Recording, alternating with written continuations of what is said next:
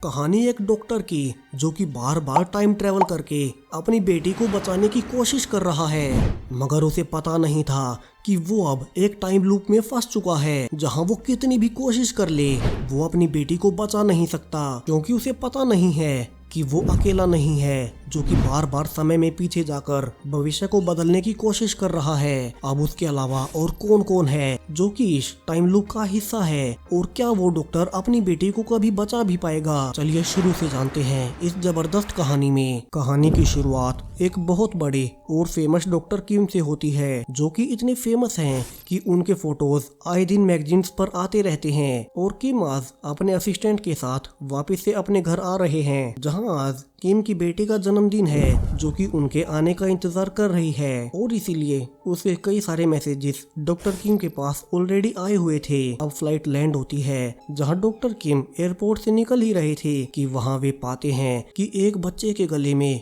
कोई कैंडी फंस गई है जिसे कि सांस नहीं आ रही है। सो डॉक्टर किम जल्दी से भागकर उसे बचाने लगते हैं, और फाइनली वे ऐसा कर भी लेते हैं, जिसे देख एयरपोर्ट पर मौजूद सारे ही लोग अब डॉक्टर किम के लिए तालियां बजाने लगते हैं। अब बाहर आते ही एयरपोर्ट पर ही डॉक्टर मीडिया को इंटरव्यू भी देते हैं जो कि टीवी पर लाइव जा रहा था, और डॉक्टर की बेटी भी इसे टीवी पर देख रही थी। अब मीडिया से निकलने के बाद डॉक्टर किम अपनी बेटी को मैसेज करते हैं कि अब वो उसे और इंतजार नहीं करवाएगा और वो सीधा उसी के पास आ रहा है। यहाँ उसकी बेटी भी ये सब सुनने के बाद काफी खुश थी, क्योंकि अक्सर उसके पिता काम के सिलसिले में अक्सर बाहर ही रहते हैं। अब डॉक्टर किम घर जा ही रहे थे कि उसे एक टैक्सी का एक्सीडेंट हुआ नजर आता है। अब यहाँ से डॉक्टर उनकी मदद के लिए जल्दी से कार रोकते हैं और उन्हें देखने जाते हैं कि क्या वे ठीक हैं, मगर यहाँ वे पाते हैं कि टैक्सी का ड्राइवर और पीछे बैठी हुई एक औरत ऑलरेडी मर चुकी थी। यहाँ डॉक्टर को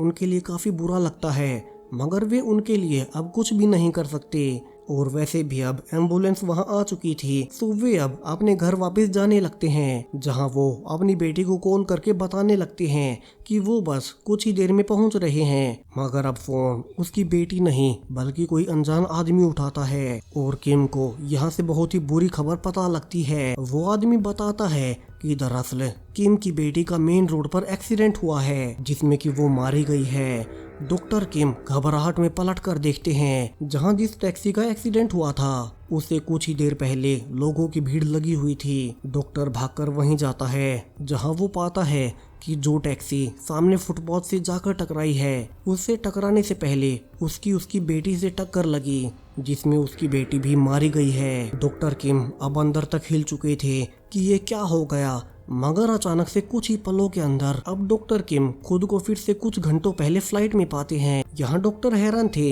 कि ये अचानक से क्या हुआ, वे समय में पीछे कैसे आ गए, क्या जो कुछ उसने देखा वो कोई उसका बुरा सपना था या फिर वो सच था। डॉक्टर को कुछ भी समझ नहीं आ रहा था, लेकिन अब यहाँ से फिर से वही पहली वाली सारी इवेंट्स होने लगती हैं। एयर होस्टेस का फोटो खिंचवाना, उसके असिस्टेंट का पहले वाली बातें दोहराना, और अब एयरपोर्ट पर उसी बच्चे के गले में फिर से कैंडी का फंसना। यहाँ डॉक्टर किम जल्दी से पहले बच्चे को बचाते हैं, और अब तक उन्हें पता चल चुका था कि वे शायद से टाइम ट्रेवल कर चुके हैं और समय में पीछे आ गए हैं, और कुछ ही देर बाद उसकी बेटी का एक्सीडेंट उस टैक्सी से होने वाला है, तो उसे भागकर उसे रोकना ही होगा। यहाँ डॉक्टर इस बार इंटरव्यू को बीच में छोड़कर जल्दी से वहीं एक्सीडेंट वाली साइट की ओर भागते हैं, जहाँ वे इस बार काफी तेजी से कार भी चलाते हैं, मगर इस बार भी वो एक्सीडेंट ऑलरेडी हो चुका था, जिसमें टैक्सी का ड्राइवर, पीछे बैठी हुई वो औरत और डॉक्टर किम की बेटी तीनों मारे जा चुके थे। यहाँ डॉक्टर थोड़ा जल्दी तो यहाँ पहुँच गए थे,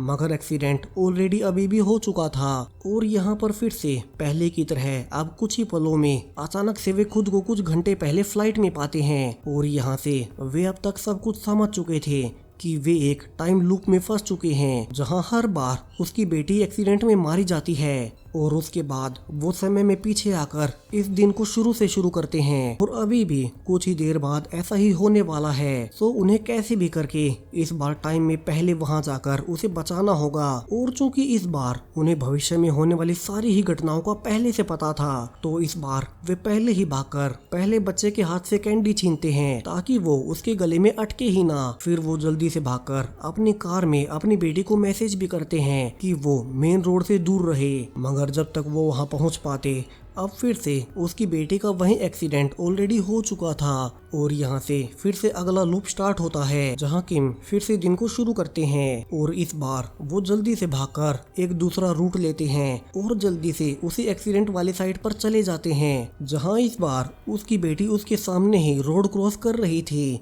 मगर अब वही टैक्सी पीछे से आकर उसे उड़ा देती है और उसके सामने ही वो एक्सीडेंट फिर से हो जाता है। डॉक्टर किम यहाँ समझ नहीं पा रहे थे कि वो अपनी बेटी को इतनी कोशिशों के बावजूद बचा क्यों नहीं पा रहे हैं। अब डॉक्टर किम यहाँ से एक नया रास्ता चुनने का फैसला करते हैं। यहाँ से नया लूप स्टार्ट होने से पहले इस बार वे टैक्सी ड्राइवर का मोबाइल नंबर और टैक्सी का नंबर दोनों नोट कर लेते हैं ताकि अगले लूप में वे टैक्सी ड्राइवर को पहले ही फोन करके वहाँ जाने से रोक दें और वे ऐसा करते भी हैं। मगर अब फोन पर वो टैक्सी ड्राइवर उसकी बातों को सीरियसली नहीं लेता और जब तक डॉक्टर किम वहाँ पहुँच पाते इस बार फिर से वही एक्सीडेंट हो चुका था। अब टैक्सी ड्राइवर ने उसके फोन करने के बावजूद उसकी बातों को सीरियसली क्यों नहीं लिया, हमें जल्दी ही पता चलने वाला है। अब डॉक्टर किम वहीं एक्सीडेंट साइट पर हैरान था कि ये सब क्या हो रहा है, मगर तभी एक और आदमी उनसे आकर झगड़ने लगता है, ये कहते हुए कि तुम ये सब क्यों कर रहे हो, क्योंकि मैं बार बार समय में पीछे जाकर अपनी पत्नी को बचाने की कोशिश कर रहा हूँ। जहाँ हर बार इस लूप में बाकी सब तो सेम ही होता है, मगर तुम हर लूप में हर बार अलग अलग चीजें करते रहते हो। और यहाँ से कहानी में एक बड़ा मोड़ आता है जहाँ से रिवील होता है कि इस आदमी का नाम ली है और ली भी डॉक्टर किम की तरह इसी टाइम लूप में फंसा हुआ है और जो औरत टैक्सी में पीछे बैठी हुई मारी गई थी, ली उसी का पति है जो कि अपनी पत्नी को बचाने की कोशिश कर रहा है, मगर वो भी अब तक डॉक्टर किम की तरह बार बार कोशिश करने के बावजूद अपनी पत्नी को बचा नहीं पाता। ली बताता है कि उसने उस ड्राइवर को कॉल भी किया, मगर वो उसकी बातों पर भरोसा नहीं करता। वहीं ली का उसकी पत्नी से झगड़ा हुआ था तो वो भी हर लूप में उसका फोन कभी नहीं उठाती। यहाँ डॉक्टर किम भी बताता है कि उसने उसी ड्राइवर को कॉल करके वहां जाने से रोकने की कोशिश भी की, मगर वो ड्राइवर वहां जरूर जाता है। अब यहाँ से दोनों साथ मिलकर इस बार इस एक्सीडेंट को रोकने का प्लान बनाते हैं और इस बार जब नया लूप स्टार्ट होता है तब एयरपोर्ट पर आते ही डॉक्टर किम अपने प्लान के मुताबिक मीडिया इंटरव्यू में ही अपनी बेटी को कहता है कि वो उसे एक पार्क में मिले और ये पार्क उस मेन रोड से काफी दूर था और यही इंटरव्यू उसकी बेटी टीवी पर देख भी लेती है। वहीं ली इस बार अपने प्लान के मुताबिक खुद को ही चोट पहुंचाकर पुलिस स्टेशन पहुंच जाता है और वहां उस टैक्सी ड्राइवर का नंबर और उसका नाम झूठी रिपोर्ट में दे देता है, ये कहते हुए कि वो ड्राइवर उसे मारकर भाग गया है और साथ में ही उसने उसकी वाइफ को भी टैक्सी में अगवा किया है। अब ली टाइम देखता है क्योंकि हर बार 12 बजते ही वो एक्सीडेंट होता है और टाइम लूप फिर से शुरू हो जाता है, मगर अब आज ऐसा कुछ नहीं होता और ना ही वो एक्सीडेंट होता है। यहाँ किम और ली आपस में बात करते हैं जहाँ दोनों ही काफी खुश थे कि उनका प्लान काम कर गया है। यहाँ किम बताता है कि वो अपनी बेटी से मिलने के लिए पार्क में जा रहा है। वहीं पुलिस अब उसी टैक्सी ड्राइवर को पकड़ने लगती है, मगर वो ड्राइवर जल्दी से पुलिस से बचते हुए वहां से भागने लगता है। अब इसी बीच वो ड्राइवर किम को फोन करता है और कहता है कि तुम कुछ भी कर लो, अपनी बेटी को बचा नहीं पाओगे और मैंने भी तुम्हारा इंटरव्यू टीवी पर देख लिया था, तो मैं तुम्हारे उस पार्क में जाने से पहले ही तुम्हारी बेटी को मार दूंगा। अब किम ये सब सुनकर हैरान था, यानी कि वो टैक्सी ड्राइवर अभी तक जानबूझकर उसकी बेटी और ली की पत्नी को जान से मार रहा है, मगर वो ऐसा क्यों कर रहा है हमें कुछ ही देर में पता चलने वाला है। अब किम भागकर अपनी बेटी को पार्क में ढूंढ लेता है, मगर अब तक बहुत देर हो चुकी थी और वो टैक्सी ड्राइवर अब दोनों को ही गाड़ी से उड़ा देता है और ऐसा होते ही वही टाइम लूप फिर से शुरू हो जाता है। अब इस बार किम और ली बात करते हैं जहां वे उस टैक्सी ड्राइवर का पता लगाने वाले हैं जो कि जानबूझकर बार बार दोनों के ही फैमिली मेंबर्स को मार रहा है। और यहाँ से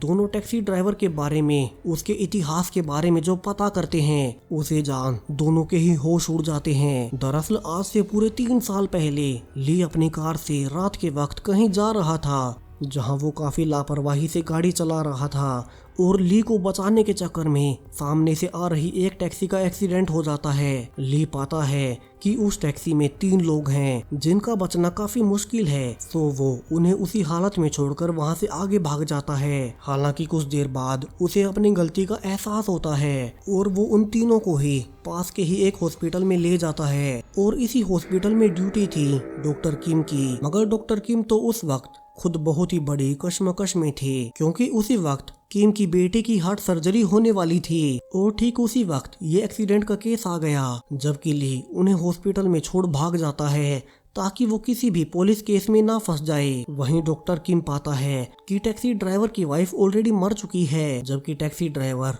और उसका बेटा अभी भी जिंदा थे। वहीं किम की बेटी को जिंदा रहने के लिए एक दूसरा दिल चाहिए था और यहाँ से ना चाहते हुए भी किम वो करता है जो करना किसी भी डॉक्टर के लिए सबसे बड़ा पाप है। किम जल्दी से उस ड्राइवर के बेटे का दिल निकालकर अपनी बेटी में ट्रांसप्लांट कर लेता है, जिसे टैक्सी ड्राइवर का बेटा वहीं मारा जाता है। वहीं किम चूंकि इतना फेमस डॉक्टर है, तो उसने इस ट्रांसप्लांट से रिलेटेड सारे सबूत मिटा दिए थे। वहीं ड्राइवर कई महीनों तक कोमा में रहा। अब प्रेजेंट टाइम में ली और किम दोनों समझ चुके थे कि वो टैक्सी ड्राइवर उन दोनों से बदला ले रहा है, क्योंकि दोनों ने ही अपने अपने तरीकों से उससे उसकी फैमिली छीन ली थी। दूसरी ओर अब वहीं ड्राइवर दिखाया जाता है जो कि जब कोमा से उठा तो उसे पता चला कि डॉक्टर किम ने और ली ने उसके साथ क्या किया, और वहां से उसने फैसला कर लिया कि वो उन दोनों से भी उनके परिवार को छीन लेगा, और इसलिए उसने पहले ली की पत्नी को टैक्सी में ही जान से मार दिया